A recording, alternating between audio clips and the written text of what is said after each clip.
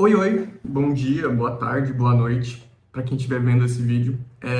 Eu me chamo Wagner, eu sou psicólogo e estudante de filosofia e esse vídeo, né, vai ser o primeiro vídeo desse canal, do qual eu vou falar sobre diversas coisas. Eu pretendo dar algumas aulas sobre alguns temas que eu acho interessante, falar sobre livros e coisas nesse sentido.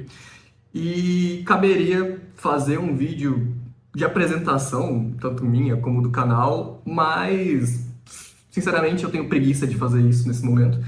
E eu prefiro começar com o que eu me interesso, né? Eu acho que conforme forem saindo vídeos aí, inevitavelmente a gente vai acabar se conhecendo mais, né? Eu vou conhecer vocês pelos comentários e tudo mais, e vocês vão ir tendo mais contato com quem eu sou e sobre essas coisas que eu gosto de falar, né?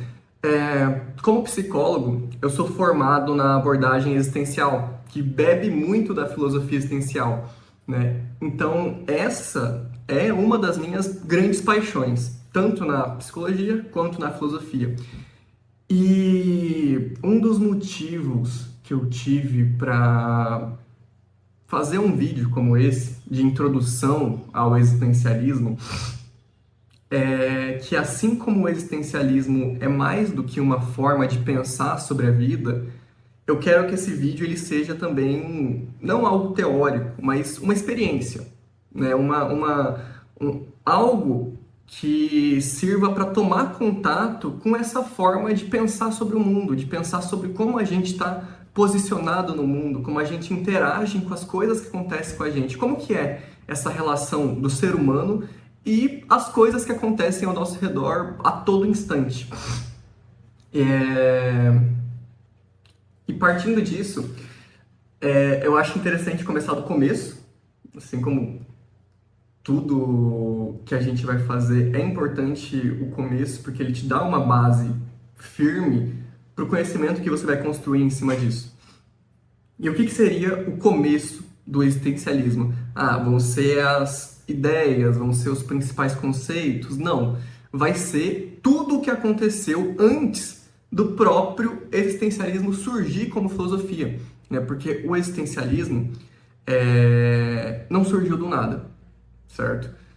Eu acredito que muitas vezes a gente tem a impressão de que o mundo é da forma como sempre foi, né? A gente nasce visceralmente ligado a um período histórico, a uma época, a um país, a uma cultura, e conforme a gente vai vivendo dentro desse contexto, a gente acaba tendo maior ou menor grau a impressão de que as coisas sempre foram desse jeito.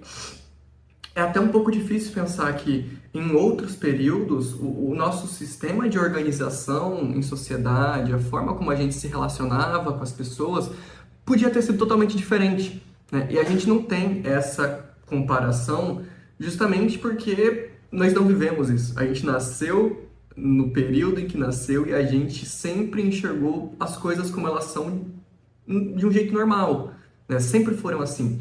E quando a gente se aprofunda no contexto histórico de algo, no que levou ao surgimento de um movimento ou de uma corrente de pensamento, como é o caso, a gente começa a ter um pouco dessa noção de que as coisas, o pensamento, ele está em construção há muito tempo, né? São pessoas e pessoas que vão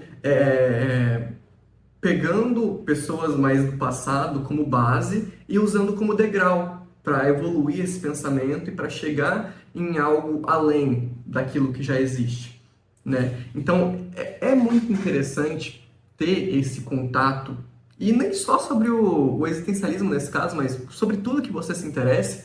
É muito bacana você pegar para estudar quais foram os movimentos que levaram ao surgimento daquela coisa. Porque você começa a criar essa noção de que o mundo está em construção, São as pessoas que formam as ideias e elas transformam as ideias que vão surgindo e ora descartando, ora refutando, ora somando e acrescentando em ideias que já existem. Então isso dá uma sensação muito grande de que tudo que existe hoje em dia é algo construído. Em algum momento, pessoas decidiram que a gente deveria ser assim hoje. E a gente vive assim, sem nem entender o porquê muitas vezes, né? Então, e isso é muito interessante porque tem muito a ver com o existencialismo, né? Que ele vai tocar muito nesse ponto da liberdade de construção, né? Da influência que o ser humano tem na criação do seu mundo. O vídeo cortou e eu me perdi no que eu estava falando, mas né, sobre essa questão do sentido de estudar o contexto histórico. Então, é muito bacana começar por esse ponto, porque quando a gente olha para o passado, a gente começa a desenvolver uma lente que nos permite vislumbrar qual foi esse horizonte de eventos que aconteceu para a gente chegar onde a gente está hoje, né? E isso ajuda, porque é como se a gente estivesse expandindo a nossa perspectiva de certa forma, certo? E onde o existencialismo vai começar? O primeiro movimento do pensamento histórico que tem uma influência ali no existencialismo é a própria mitologia grega, né? E quais elementos da mitologia grega acabam sendo comuns no existencialismo? A principal ideia da mitologia grega é o que? Ela não pretendia explicar o mundo como a ciência faz hoje, né? Ela não te oferecia explicações racionais sobre como a natureza funciona, como as coisas do mundo, como a matéria age. Não, a mitologia não tinha essa função. Ela te oferecia uma descrição do mundo, uma base para você compreender a sua realidade, o seu lugar como ser humano no mundo. Então, a mitologia grega, ela te conta histórias, né? Ela tem ali a história do surgimento do mundo, através dos deuses, e como que o ser humano surgiu nesse processo, e qual que é a nossa posição no meio desse bolo todo aí que se forma, né? E isso é conhecido como uma forma de conhecimento intuitivo. É um saber intuitivo, não é um saber racional. Por quê? É algo que é muito mais para você ler, para você, primeiramente, né, que a mitologia ela não era escrita. Né? A mitologia era literalmente uma história verbal, as pessoas contavam a história da criação do mundo. E isso é através dessa narração da história que a pessoa ela era afetada por essa história. Ela era afetada pelas ações de um personagem, ela era afetada por como determinado Deus tinha uma relação com algum aspecto da natureza, como o amor ou a guerra. Então, através desse sentido mais intuitivo, que é a experiência de se afetar por um texto, de sentir algo dali, que as pessoas extraíam algum tipo de sabedoria, algum tipo de aprendizado desse texto. Ainda existem textos que têm essa sabedoria intuitiva, como por exemplo a Bíblia. A Bíblia ela é uma sequência de histórias que estão sendo narradas ali, e a pessoa quando vai lendo a Bíblia, ela não está buscando explicações sobre o mundo, né? Ela está acompanhando a experiência que um personagem passou e tentando aprender com aquilo que ele está vivendo ali. E é um pouco dessa a ideia da mitologia em geral, né?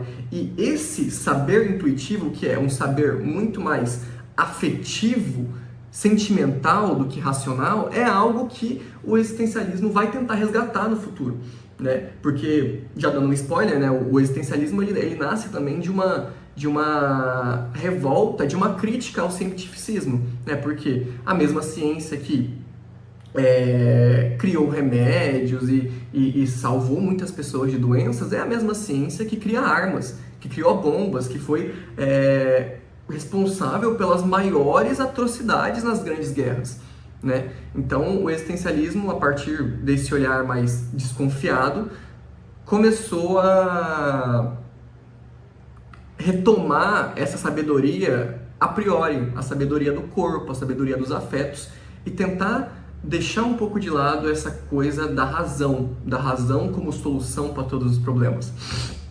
E então, avançando um pouco na nossa cronologia aí, a gente vai chegar nos pré-socráticos, né? Os pré-socráticos, eles tinham um elemento muito interessante, né? Primeiramente, eles têm esse nome porque eles estão temporalmente posicionados antes de Sócrates, antes do pensamento socrático, né? Então, eles eram filósofos que tinham outra forma de raciocinar sobre o mundo. E alguns elementos dessa forma começavam pela observação da natureza, né? Então, os pré-socráticos, eles extraíam o conhecimento, eles extraíam a sabedoria a partir de como o mundo era percebido por eles, certo? Então, eles olhavam para a natureza, eles olhavam para o movimento das marés, olhavam para as correntes de vento, olhavam para o crescimento de animais e das próprias árvores e tentavam extrair dessa natureza um conhecimento prático para a vida. E esse é o segundo ponto. A forma o conhecimento para eles não era algo só abstrato, não era algo que tinha que ser só pensado. Não, o conhecimento precisava ter uma implicação na vida prática, né? Então, o ato de conhecer o mundo precisava tornar a minha vida como ser humano no mundo melhor. Precisava me fazer viver melhor em algum nível. Então, lá os pré-socráticos, por exemplo, eles podem olhar para o ciclo de crescimento de uma árvore e enxergar ali um ciclo da natureza, né? Que é justamente o ciclo em que você nasce, começa a se desenvolver e a partir do momento que essa árvore chega em um ápice, ela chega no seu auge, ela começa a declinar. E eles vão dizer que tudo na natureza é assim, né? Então as coisas têm o crescimento e a partir do momento que chega esse pico, eles começam a declinar. Que beleza! Se tudo na vida é assim, o que eu posso tirar disso? Por exemplo, a gente pode fazer um paralelo muito interessante com o vício, né, que é o contrário de virtude, da arrogância, né? O que é a arrogância se não acreditar que eu já sei tudo que tem para saber, eu sou o melhor que tem para fazer isso? E veja bem, a partir do momento que a pessoa acredita já ser o melhor naquilo, já saber tudo sobre aquilo, não existe mais potencial para aprendizado, né? É como se estivesse tentando encher um copo cheio, não vai aceitar mais nada naquele espaço. Então, a partir do momento que a pessoa alcança esse auge, a sabedoria plena, ela acredita que sabe tudo, tudo que resta é o declínio, né? Ela vai começar a declinar até que chegue o dia da sua morte.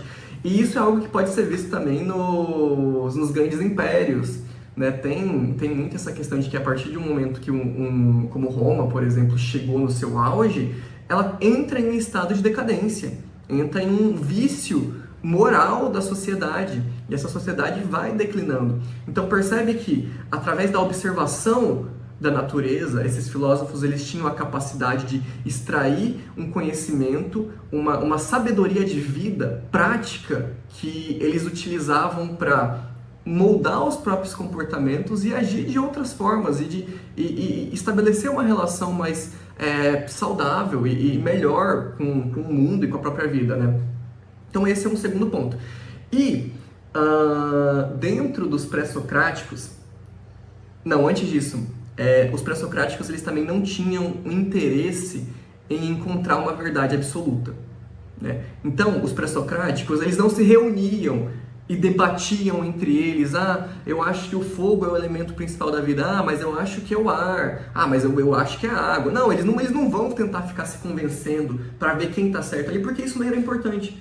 Não era importante que se alcançasse uma verdade absoluta. Eles se contentavam com essa verdade singular, desde que essa verdade singular, individual, servisse ao propósito de trazer alguma melhoria de vida, né? A que serve o conhecimento senão a ter uma vida melhor, uma vida boa? Então eles tinham muito disso e isso tornava uma ideia de verdade válida para todos desnecessária, né? Como a ciência também tenta fazer hoje em dia, que é através de refutações e chegando a algo que não pode ser refutado, a uma verdade absoluta. Isso para eles não fazia sentido. A verdade, ela é válida desde que sirva para a evolução do ser humano, do espírito, que seja, que torne a vida melhor, né? E dentre os pré-socráticos, a gente vai ter um em específico que teve um impacto muito grande no existencialismo. Eu gosto de pensar nele como o primeiro existencialista que a gente tem registro, pelo menos no Ocidente, porque o pensamento que ele tinha é muito característico do que o existencialismo veio a ser no futuro, né? Que é o Heráclito. O Heráclito, ele tinha uma visão muito interessante de mundo, né, que como a gente viu, os pré-socráticos tinham essa tendência a buscar um elemento principal para a vida, né, o que constituía a vida. E o Heráclito dizia que era o fogo, esse elemento. Mas veja bem que quando esses filósofos antigos falam do elemento, eles não estão falando dele concretamente, não é o fogo concreto que constitui a vida. Até porque isso nem faria sentido, mas é o que o fogo representa, né? O que o fogo simboliza. E a primeira coisa a partir daí que a gente pode pensar é a imagem do fogo, né? A chama queimando. A chama queimando, ela nunca está estática. A gente não vê o fogo parado. O fogo, ele sempre está em movimento. As labaredas sempre estão subindo e se movimentando e dançando de formas sempre inéditas, né? Então o fogo, ele não fica estático, ele sempre está se movimentando. E outro ponto interessante é tudo que passa pelo fogo é transformado, né? Então o carvão ou a madeira que passa pelo processo de queima se transforma em ar. O fogo muda a natureza, a matéria das coisas. O metal que passa pelo fogo pode ser moldado, pode assumir outras formas, né? Então, o fogo é esse agente de transformação do mundo. O fogo ativamente transforma, molda e destrói as coisas que existem no mundo, né? Então, esse é o símbolo da vida para Heráclito. Ou ele vai dizer que o mundo, assim como as chamas, assim como o fogo, está em um processo de transformação tão inexorável e tão constante que tudo na vida é trânsito. Tudo na vida é transformação, desconstrução e esse molde que vai se transformando a cada segundo em outras coisas. Tanto que uma das frases mais famosas de Heráclito é aquela do rio, né? Nunca se pode entrar duas vezes no mesmo rio. Essa frase é muito bacana. É muito bacana porque tem duas formas de olhar para ela, né? A primeira é a mais lógica, que é o rio é um caminho, né? Ou seja, a água que está correndo pelo rio, ela está indo em direção a algum lugar. Não é um lago. No lago a água está parada, mas no rio a água está sempre escoando, sempre se movimentando para algum lugar. Então quando a gente entra no rio, a água passa pela gente e vai embora. Ela segue o seu caminho. E nesse processo, se a gente sai e volta para o rio, a gente não vai tomar banho nele duas vezes porque a água já é outra. O rio não é mais o mesmo, o rio mudou, é outro rio, né? Mas tem um passo além que a gente pode dar nessa interpretação, que quando a gente entra no rio, a gente também se transforma, né? E por quê? Porque a experiência transforma. E todos os momentos do nosso dia são experiências. A gente está em constante relação com objetos, espaços e pessoas. E essas relações transformam. Então, quando a pessoa vai e entra no rio pela primeira vez, ela poderia estar animada, ela poderia estar chegando em um lugar com calor, depois de andar muito para chegar ali, e aquele banho de rio tem todo um significado e um conjunto de sensações que, se ela sai e volta uma hora depois, pode não ser a mesma coisa, pode não ser uma experiência tão relevante como foi a primeira, né? Que a gente tem essa ideia de se adaptar. A gente imagina que eu saí, entrei no rio, é a mesma coisa, eu já sei o que é aquilo, mas mais à frente no pensamento, só dando uma pincelada, porque a gente não vai entrar a fundo nesse cara ainda, que é o Spinoza, né? Ele vai dizer que tudo no mundo está em relação. Todos os objetos, todos os corpos, tudo que existe no mundo está em relação constante com outros objetos. E relacionar-se significa o quê? Significa que quando A se relaciona com B, A muda B e B muda A. Ou seja, o A está transformando o B e o B está transformando o A. A relação, ela implica nessa transformação mútua. Quando eu me relaciono com alguém, está havendo em algum nível uma transformação. Quando foi que você não saiu com um amigo, um conhecido que seja, para ter uma conversa e alguma coisa que ele te falou ficou na sua cabeça? E talvez alguns dias ou algum tempo depois, por conta daquela frase que o seu amigo te falou, você foi levado a agir de outra forma, né? Você escolheu ter uma atitude que talvez você não teria se você não tivesse tido aquela conversa. O que é isso senão uma transformação, né? No próprio ato de conversar, a gente está mudando. A gente está mudando a todo instante. Então, você enquanto assiste esse vídeo, enquanto ouve as coisas que eu estou falando, você está se transformando. Você já não é a mesma pessoa antes de ver esse vídeo, ou de ontem, ou de 10 segundos atrás, né? Porque a transformação, ela acontece a todo instante. E é isso que o Heráclito vê como o elemento principal da vida. E mais do que essa transformação constante, o Heráclito, ele valorizava muito o contraditório, né? O contraste. Porque ele vai dizer que as experiências de vida só existem porque existem polos diferentes, né? Entre o branco e o preto existe um universo de cinza, né? Tudo no mundo é cinza, as coisas não são ou branco no preto, não estão nos polos, a vida acontece nesse meio termo, no meio entre justamente no meio entre esses extremos que a gente tem na nossa vida. Mais à frente, o Aristóteles vai falar da virtude, né? Ele considera que a virtude está em um polo e o vício está em outro. E a forma correta do ser humano agir estaria no meio.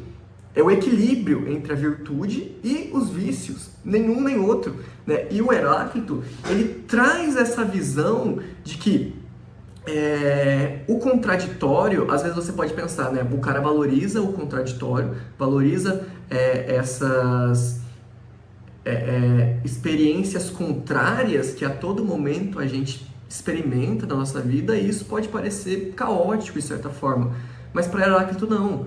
Para Heráclito, né, justamente por ter esse contraste que o universo se equilibra. É por ter o frio e o quente que existe o meio termo entre isso, sabe? Então, desses contraditórios nasce o equilíbrio. E a gente, como ser humano, precisa compreender quais são esses extremos e buscar o meio termo entre eles, o meio termo nesse conflito. O Heráclito, ele dá o exemplo do arco e da flecha, né? Que o arco, ele só funciona perfeitamente no estado de tensão, no estado em que o arco precisa se manter rígido, ele não pode quebrar, enquanto que a flecha tensiona o máximo da curvatura do arco. E esse é o funcionamento perfeito do arco e da flecha, né? É esse estado de tensão, de contradição constante que o arco precisa sustentar para exercer a sua função naquela ocasião ali. E da mesma forma, a gente como ser humano, a gente precisa conhecer e sustentar os contraditórios da nossa vida para a gente ter uma vida com mais plenitude, uma vida com mais equilíbrio, né? Então, percebe que de uma simples observação, como as chamas se movimentando, nasce todo um processo de pensamento prático sobre a vida.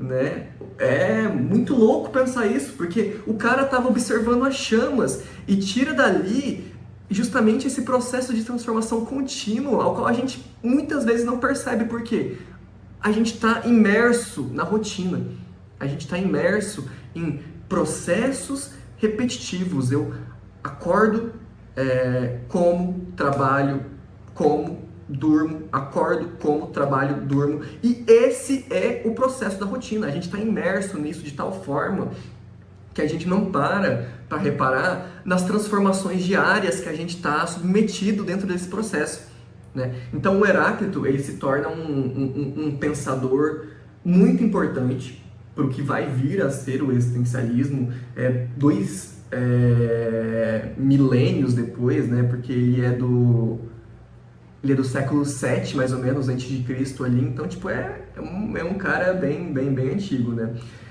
E só para concluir, então, nessa linha de pensamento do Heráclito, nada se repete. Todos os momentos da sua vida acontecem pela primeira vez. Tudo é inédito.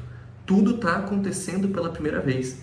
Por quê? Porque você se transforma nesse processo, né? E, inclusive, Spinoza, quando ele vai falar dos afetos, dessa transformação em que a gente está imerso no mundo, ele vai te alertar sobre isso. Ele vai alertar ao risco que é você acreditar que o que foi causa da sua alegria no passado seja causa da sua alegria no futuro também, né? Então, é essa alerta sobre o risco de querer repetir as experiências esperando que elas vão trazer os mesmos afetos, as mesmas alegrias. Porque no momento que a gente faz aquilo, a gente mudou. Tem um professor que eu gosto muito de acompanhar, que é o Clóvis de Barros, e ele tem um exemplo muito maneiro, que é o da pamonha, né? Que é basicamente o seguinte: vamos supor que você goste muito de pamonha, né? E você tá voltando para casa 11 da noite, depois de um dia de trabalho ferrado, com fome. Você sabe que, cara, você nem vai comer quando chegar em casa, porque você só vai dormir de tão cansado que tá, mas você passa em frente a uma barraquinha de pamonha. Cara, e no momento que você passa, entra o cheiro pelo seu olfato e você já começa a salivar na hora. Então você para o carro, vai lá e pede uma pamonha. A primeira pamonha que você come, ela é incrível. É um manjar dos deuses, né? Parece que o próprio Zeus desceu do Olimpo e plantou aquele milho para virar a pamonha que você está comendo naquele momento, né? E você se delicia, você se degusta com a textura, com o gosto da pamonha. Então você pensa, nossa, se essa pamonha me deu uma experiência tão incrível assim, então talvez comer pamonhas me faça feliz. Então você torna o que te fez feliz naquele momento uma regra, né? Uma regra para alcançar a felicidade. E convicto nisso, você pede a segunda pamonha.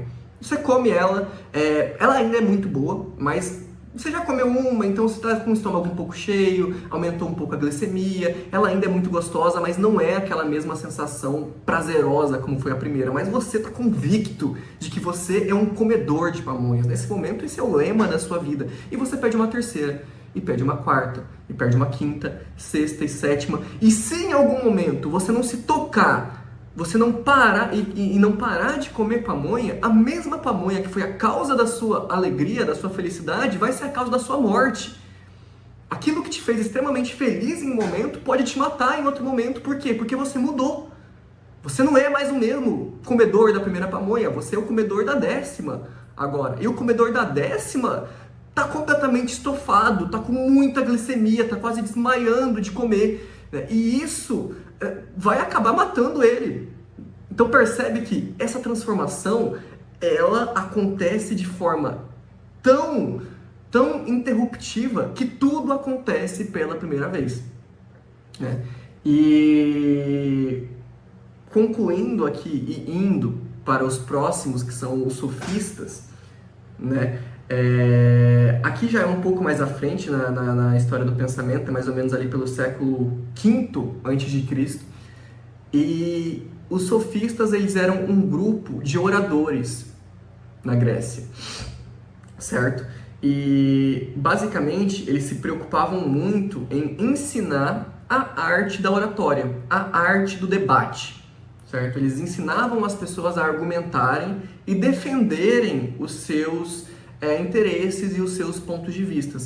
Mas o que rola? Os sofistas, eles não tinham uma fidelidade tão grande assim com a verdade, né? Como tinha Sócrates, por exemplo. Então, os sofistas, eles cobravam um preço e, se você pagasse, eles defendiam o que você quisesse.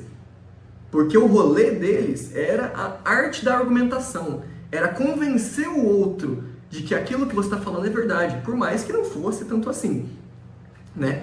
E isso traz, por exemplo, pro existencialismo, que o existencialismo ele tem um pouco dessa pegada de existir uma verdade singular. As verdades não precisam ser universais. Uma verdade que vale para mim não precisa valer para você. Não tem que valer para minha família, não tem que valer para meus amigos. A verdade é que o que me faz feliz às vezes só me faz feliz, não tem que fazer mais ninguém feliz. E isso é a verdade singular, né? Então, os sofistas, eles tinham uma frase que é muito interessante, que é: o homem é a medida de todas as coisas, certo? Então, o que isso quer dizer? Se eu tô aqui em Mato Grosso, Cuiabá, cidade que pega 40 graus fácil, né? Então, eu tenho uma resistência a calor, mas as pessoas quando vêm pra cá podem sentir muito calor. Isso quer dizer o quê? Que a cidade é muito quente? Ou eu, por exemplo, se eu for pro sul, para um lugar mais frio, para alguém de lá, o clima da cidade pode estar normal, mas para mim vai estar frio. Percebe que não existe uma verdade única nessa situação? Entre eu, que estou acostumado com calor de 30, 40 graus, e o sulista, que é de lá e está acostumado com esses climas abaixo de 20, eu digo que está frio, ele diz que está normal. Quem está certo? Não existe. Não existe uma verdade única nesse caso. Por quê? Porque o homem é a medida das coisas. Aquele que sente, aquele que passa pela experiência, vai ser o único capaz de dizer qual é a verdade dele naquele momento, certo? Então, os sofistas, eles tinham esse elemento de defender verdades singulares, né? Só que eles usavam um pouquinho de má fé ali, né? Eles cobravam para isso e ganhavam um dinheiro fazendo essa parada, às vezes defendendo coisas erradas mesmo, né? Então, tanto que Sócrates era bem crítico desse movimento sofista. Mas enfim, eu vou encerrar esse vídeo por aqui porque eu me empolguei falando de Heráclito, né? E se eu continuar vai dar um vídeo muito grande, eu não quero que tenha esses vídeos tão grandes, pelo menos nesse começo agora. Mas, então esse primeiro tópico, né, da introdução, desse contexto histórico do existencialismo vai ser dividido em duas partes. E vou postar um outro vídeo em breve aí. E vai ser um vídeo muito interessante também, porque aí, a partir do momento que a gente sai dos gregos, né, da Grécia, ali naquele período histórico, começa a avançar mais rápido os movimentos que aconteceram para se chegar no existencialismo. Então a gente ainda vai falar do movimento humanista, que aconteceu ali um pouco depois da Idade Média, do início do século XVI, XVII, quando começou a surgir o cientificismo, do romantismo, e vamos chegar nas grandes guerras para falar sobre como que o pensamento existencialista se estruturou a partir desse período, que foi um período de grande sofrimento para a humanidade como um todo, mas principalmente para a população europeia, né, que foi o campo de guerra das guerras, foram aquela parte da Europa ali, né? Então, o existencialismo ele nasce de um contexto de muito sofrimento e a gente vai ver isso no próximo vídeo. Então, espero que vocês tenham gostado e a gente se vê.